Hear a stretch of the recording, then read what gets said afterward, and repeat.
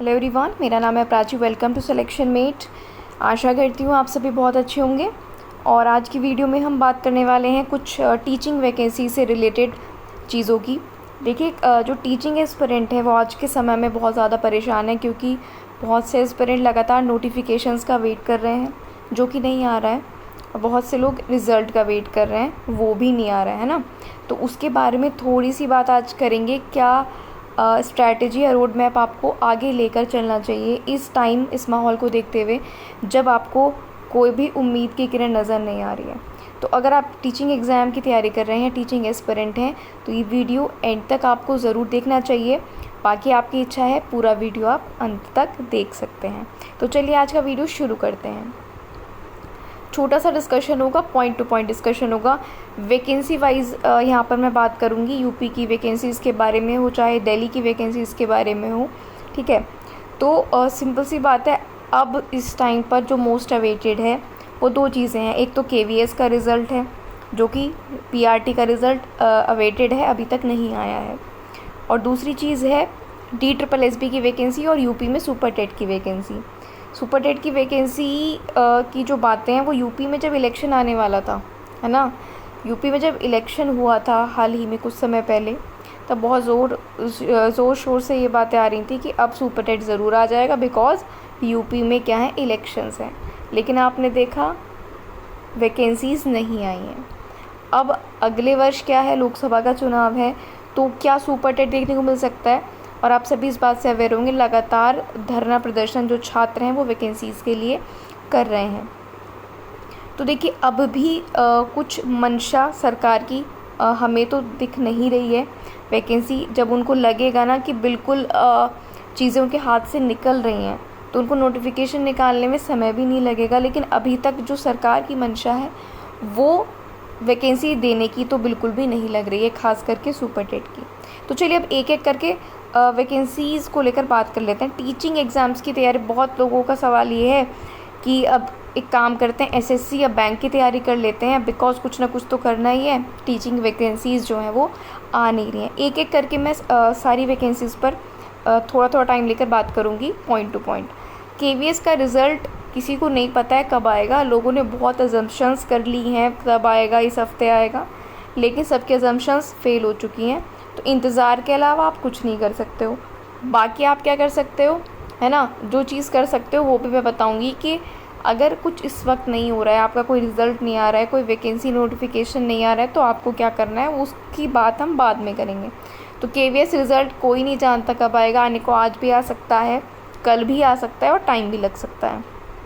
इसमें आप कुछ भी नहीं कर सकते। अगर आपके मार्क्स, मैं एक वीडियो बनाकर बता चुकी हूँ, उस बीच में लाए करते हैं, तो कुछ समय रोज़ आप अपने इंटरव्यू को दो। इंटरव्यू की तैयारी को बहुत ज़्यादा समय आपको उसमें नहीं देना होता है ना। जितना टाइम सफिशिएंट है, बहुत कम टाइम, ज़्यादा नहीं, पूरे दिन में से आपको इंटरव्यू की तैयारी के लिए देना है। बाकी आप अपने और एग्ज़ाम्स की तैयारी करते रहिए, ठीक है, खाली मत बैठिए।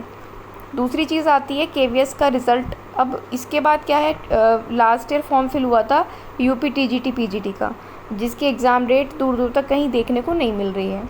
न्यूज़पेपर में ये भी आया है कि एग्ज़ाम सेंटर्स भी सर्च होने लगे हैं उसका एग्ज़ाम कराने के लिए। तो जो यूपी टीजीटी पीजीटी के एस्पिरेंट्स हैं, मैं उनको यही बोलूँगी कि इलेक्शन से पहले आपका एग्ज़ाम होने के ज़्यादा चांसेस हैं, क्योंकि फॉर्म ऑलरेडी फिल्ड है, ठीक है, और एग्ज़ाम होना ही है, उसमें कोई दो राय नहीं है। तो आप अपनी जो तैयारी है ना, उन्होंने मैं देख रही हूँ जो एस्पिरेंट्स हैं, देखिए, जब आपकी एग्ज़ाम डेट नहीं आती है, जब तक आपको नोटिफिकेशन नहीं देखने को मिलता है, तब तक रिदम नहीं बन पाती है स्टूडेंट्स की।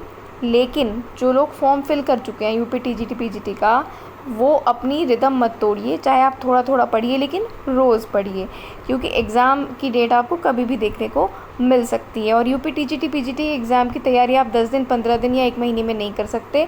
अच्छे खासे लेवल का आपको पढ़ना होता है। इसीलिए मैं आपको बोलूँगी, जो टीजीटी पीजीटी वाले हैं वो अपनी तैयारी रखिए। क्यों? क्योंकि वैकेंसीज़ और भी आ सकती हैं। टीजीटी पीजीटी क्योंकि नंबर ऑफ़ वैकेंसीज़ ये ज़्यादा देते नहीं हैं, तो ये कम नंबर ऑफ़ वैकेंसीज़ को ज़रूर निकाल देंगे, भले ये सुपर टेट ना निकालें। तो आप जो है टीजीटी पीजीटी वाले तैयारी बढ़िया से करिए, क्योंकि और भी नोटिफिकेशन आपको देखने को मिल सकता है। अब जो यूपी की वैकेंसी की बात हो रही है, तो नोटिफिकेशन किसका आपको देखने को मिल सकता है, यूपी टीजीटी पीजीटी के लिए और एलटी ग्रेड के लिए बहुत समय से वैकेंसी पेंडिंग है। एलटी ग्रेड के लिए भी नोटिफिकेशन आना है, ठीक है, तो वो आपको देखने को मिल सकता है। और सुपर टेट के लिए लगातार आप सब देख रहे हैं, अपडेटेड हैं, धरना प्रदर्शन चल रहा है, जो बच्चे हैं वो अपनी लगातार मांग रख रहे हैं। लेकिन क्या करना चाहिए उन लोगों को जो सिर्फ सुपर टेट का वेट कर रहे हैं? उन लोगों को सिर्फ तैयारी करनी चाहिए, क्योंकि उनके पास कोई और ऑप्शन नहीं है। अगर आप तैयारी करोगे और सरकार दबाव में आकर अगले महीने यूपी टेट और 1 महीने बाद सुपर टेट करा लेती है, तो कंपटीशन इतना ज़्यादा है कि आप इतने कम समय में तैयारी नहीं कर पाओगे। तो आप धीरे धीरे, अगर आपने अभी तक पढ़ाई शुरू नहीं करी है तो शुरू कर दो, ठीक है, मेरा यही आपसे कहना है। ये तो बात हो गई यूपी की वैकेंसीज़ की। उधर बिहार में तो लगातार बाहर है वैकेंसीज़ की। अगर वहाँ पर भी कोई बच जाता है बेरोज़गार तो फिर तो बहुत गलत बात है, वो फिर अपनी ही कमी से आप लोग रह जाएंगे। तो अब पहली वाली जो बिहार की वैकेंसी में जो लोग सिलेक्शन नहीं ले पाएंगे या कुछ रह जाएंगे, ठीक है, तो वो अपनी तैयारी फिर से शुरू कर दो। जैसे कि आप सभी जानते हो कि फिर से वैकेंसीज़ जो हैं 9, 10 और 11, 12 के लिए आने वाली हैं, ठीक है। ज़ोरदार तरीके से तैयारी शुरू कर दो, ख़ास करके जो बीएड वाले लोग हैं ना, क्योंकि उनको प्राइमरी से बाहर कर दिया गया है, उनके पास यही ऑप्शन बचता है।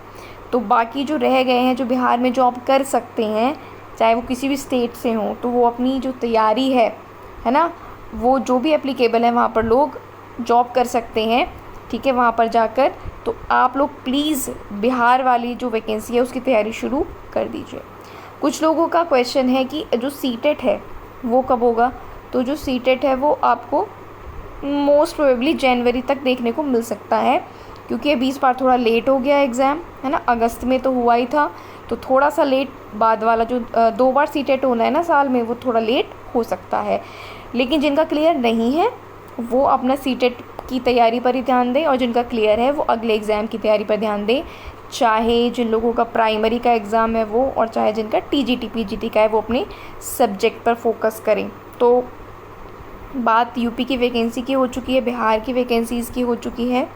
सीटेट की मैंने आपको बता दिया है, जनवरी में एग्ज़ाम आपका दूसरा जो सीटेट होगा वो देखने को मिल सकता है। अब एक बहुत ज़्यादा लगातार मैसेजेस में क्वेश्चन जो पूछे जाने वाला है वो DSSB के नोटिफिकेशन के बारे में है, ठीक है। तो DSSB का नोटिफिकेशन देखो, अगर अगस्त तक आ जाता या सितंबर तक आ जाता तो आपका नवंबर तक एग्ज़ाम हो सकता था, नवंबर दिसंबर तक। लेकिन चूँकि अभी तक नोटिफिकेशन नहीं आया है, तो अब तो आप ये लगा लीजिए कि नोटिफिकेशन अगर अब आ भी जाता है, मतलब जब भी आएगा, तो फरवरी मार्च से पहले एग्ज़ाम आपके जो है नहीं होंगे, ठीक है। और उधर आचार संहिता लग जाएगी, तो फिर तो आप जुलाई अगस्त जब तक भी, मतलब इलेक्शन का दौर रहेगा तब तक एग्ज़ाम्स होंगे ही नहीं। लेकिन जो DSSB का खास करके वेट कर रहे हैं वो अपनी तैयारी ज़रूर रखिए, क्योंकि नॉन टीचिंग जो पोस्ट हैं उनका नोटिफिकेशन भी आ चुका है, फॉर्म फिल हो चुके हैं, और मोस्ट प्रोबेबली उनका जो एग्ज़ाम है वो एग्ज़ाम डेट नवंबर तक देखने को मिल भी जाए, नवंबर दिसंबर तक नॉन टीचिंग वालों का, क्योंकि पोस्ट जो है वो आ रही है, नॉन टीचिंग की आ चुकी हैं। अब देखो, ये जो DSSB का एग्ज़ाम है, कोई भी एग्ज़ाम का जो अब लेवल आता है वो बहुत अच्छा लेवल आता है। तो कोई भी एग्ज़ाम की तैयारी आप 2 महीने में, 1 महीने में नहीं कर सकते। तो देखिए, एज अ स्टूडेंट आपके पास सिर्फ़ और सिर्फ एक ही ऑप्शन है, पढ़ना। जो लोग KVS के रिज़ल्ट का वेट कर रहे हैं उनको भी पढ़ाई करनी है अगले एग्ज़ाम के लिए और KVS के इंटरव्यू के लिए। और जो KVS में नहीं हो पाएंगे, जो बीएड वाले स्टूडेंट हैं, उनको क्या करना है? अपना सब्जेक्ट पढ़ना है। हर वीडियो में मैं आपको यही बताती हूँ कि आप 2 तरह के एस्पिरेंट हो सकते हो, या तो बीएड होंगे या BTC होंगे, ठीक है। 2 तरह के जो स्टूडेंट हैं टीचिंग वाले वो हैं, एक तो बीएड वाले हैं, ठीक है, और एक BTC वाले हैं या DLED वाले। अब BTC वाले 1st to 5th है ना, और 6 to 8 बीएड वाले एलिजिबल हैं अब के अकॉर्डिंग, ठीक है। अब जो सुप्रीम कोर्ट के फैसले के बाद हुआ है, अब जो 6 to 8 हैं बीएड वाले, उनको क्या करना है? उनको अपना सब्जेक्ट पढ़ना है, उनको अपने सब्जेक्ट पर 70 to 80% फोकस करना है। कोई एग्ज़ाम ऐसा है जैसे DSSB हुआ, KVS हुआ, जहाँ पर अदर सब्जेक्ट भी आपसे पूछे जाते हैं, लेकिन यूपी में आपका सिर्फ सब्जेक्ट ही आपसे पूछा जाता है। लेकिन फिर भी 70 to 80% बीएड वालों को अपने सब्जेक्ट पर ही फोकस करना है। तो आप अपने सब्जेक्ट को इतना मजबूत बना लो। आई नो कि जब वैकेंसी सामने नहीं होती है, एग्ज़ाम सामने नहीं होता है, तो पढ़ना बहुत मुश्किल होता है, लेकिन ऐसे ही टाइम में जो अपनी कंसिस्टेंसी को बरकरार रखते हैं वही सेलेक्ट होते हैं। ठीक है, आप ये बात मान लीजिए। हर वीडियो में मैं आपको यही बताती हूँ कि आप 1-2 महीने में सब्जेक्ट अपना आप तैयार नहीं कर पाओगे बहुत अच्छे से, क्योंकि आपको ग्रेजुएशन लेवल तक का तैयार करना होता है, पीजी लेवल का तैयार करना होता है। तो आप चाहे थोड़ा पढ़िए, आप चाहे पहले दिन अगर आपकी पढ़ाई नहीं हो पा रही है, थोड़ी देर पढ़िए, 1 घंटा पढ़िए, आप खुद फील करेंगे, आपको बहुत अच्छा महसूस होगा। ठीक है, फिर धीरे धीरे उस टाइम को बढ़ाइए, 1.5 घंटा करिए, 2 घंटा करिए। अभी आपके पास कोई फाउंडेशन नहीं है क्योंकि एग्ज़ाम सामने नहीं है, तो आप अच्छे से अपनी चीज़ों को, कॉन्सेप्ट्स को क्लियर कर सकते हो। अब जो बीटीसी या डीएलएड वाले हैं उनको जनरल सब्जेक्ट सारे पढ़ने होते हैं, चाहे वो सीडीपी है, टीचिंग एप्टीट्यूड है, general Hindi, general English, general math, general reasoning, computer, GS. तो आप इन सब्जेक्ट्स को ऐसा कर लीजिए कि एग्ज़ाम में कोई क्वेश्चन आए तो आपसे छूट ही ना पाए, क्योंकि आप जानते हो हर सब्जेक्ट का सिलेबस काफ़ी ब्रॉड होता है। ख़ास करके अगर मैं जीएस की बात करूँ, बहुत ज़्यादा ब्रॉड है, कभी भी कंप्लीट होता नहीं है। ठीक है, लेकिन आप क्या करिए, चीज़ों को ज़्यादा से ज़्यादा कंप्लीट करने की कोशिश करिए, क्योंकि आप यही कर सकते हो। बाकी देखो, कहीं ना कहीं तो वैकेंसीज़ आती ही रहती हैं। अगर अब हम स्पेसिफिक वैकेंसीज़ की बात करें तो वो हमें देखने को नहीं मिल रही हैं, चाहे DSSB की बात हो, चाहे सुपर टेट की बात हो। NVS की वैकेंसी भी पिछले टाइम में हुई है, KVS की भी चल रही है ना चीज़ें। और देखिए, बिहार में काफ़ी वैकेंसीज़ हैं, झारखंड में वैकेंसीज़ हैं। तो वैकेंसीज़ तो आ रही हैं, हाँ, कुछ पर्टिकुलर वैकेंसीज़ जिनका ज़्यादा स्टूडेंट्स वेट कर रहे हैं वो नहीं आ रही हैं। तो कहीं जब आपकी तैयारी होगी तो कोई सी भी कहीं से भी वैकेंसी आ जाए, आप उसमें सिलेक्शन ले लोगे, लेकिन अगर तैयारी नहीं होगी तो नहीं ले पाओगे। अब दूसरी चीज़, जो एक क्वेश्चन स्टूडेंट्स का आता है कि यार टीचिंग एग्ज़ाम की तैयारी हम छोड़ दें, जो अदर एग्ज़ाम हैं उन पर भी फोकस करना शुरू कर दें।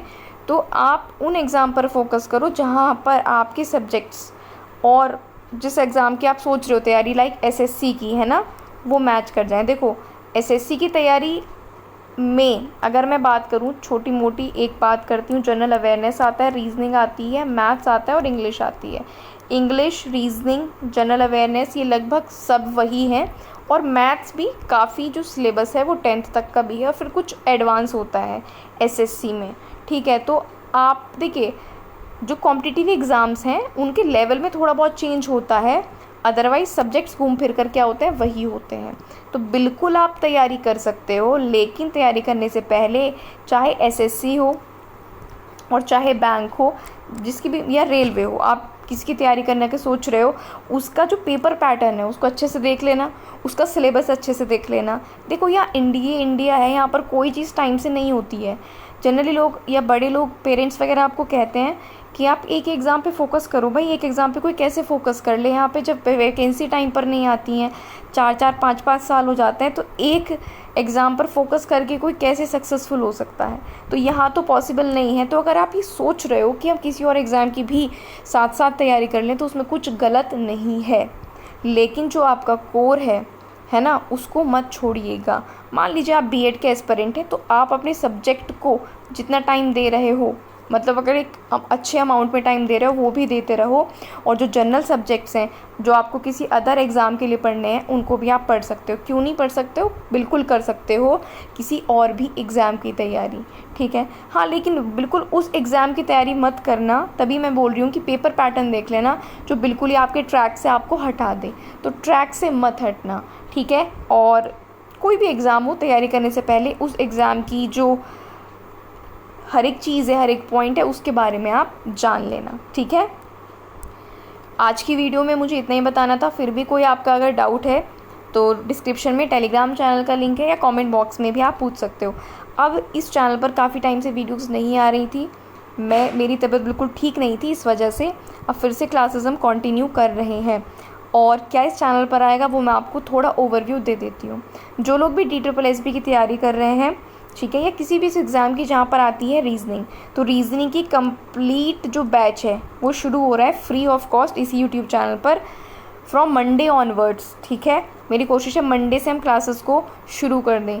हर चैप्टर का कंसेप्ट आपको क्लियर कराया जाएगा, फिर उसके क्वेश्चंस कराए जाएंगे। DSSB का कंप्लीट रीजनिंग का सिलेबस होगा, या जहाँ पर भी रीजनिंग आती है वहाँ पर आपके ये सेशन इक्वली इम्पॉर्टेंट होगा। तो जिन लोगों के रीजनिंग के कंसेप्ट क्लियर नहीं है, ये क्लासेस वो ले सकते हैं किसी भी एग्ज़ाम के लिए, चाहे उनको रीजनिंग पढ़नी हो। दूसरी चीज़ क्या है कि रीजनिंग की क्लासेस चलती रहेंगी, साथ ही साथ DSSB की जो प्रीवियस ईयर पेपर है मैं वो कराना स्टार्ट कर रही हूँ, ठीक है।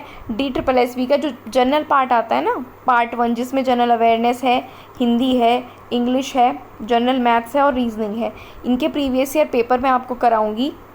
और जो प्राइमरी वाला होता है उसका भी पोर्शन जिसमें CDP और टीचिंग एप्टीट्यूड आता है वो भी आपको कराऊंगी।